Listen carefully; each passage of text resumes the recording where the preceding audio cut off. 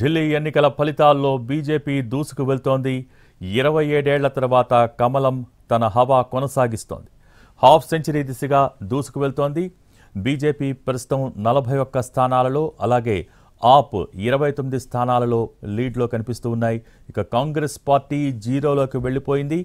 ఢిల్లీ స్థానంలో కేజ్రీవాల్ మళ్లీ వెనకంజలో పడ్డారు. సమీప బీజేపీ అభ్యర్థి పర్వేష్ వర్మ స్వల్ప ఆధిక్యంలో ఉన్నారు. ఇక కల్కాజీలో ఢిల్లీ సీఎం అతిషి మళ్లీ వెనకంజలో ఉన్నారు. ఆమెపై బీజేపీ అభ్యర్థి రమేష్ బిదూరి లీడ్లో కొనసాగుతున్నారు.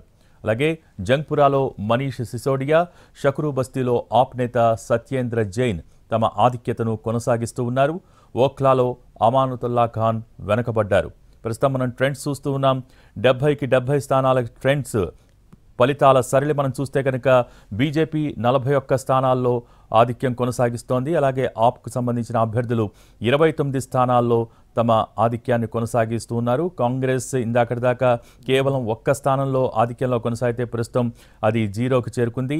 ఏదేమైనా బీజేపీకి 48%, ఆప్కు 43% ఓట్ షేర్ వచ్చినట్టుగా తెలుస్తోంది. మొత్తం మీద రెండింటికి మధ్య తేడా 5% ఉన్నట్టుగా సమాచారం.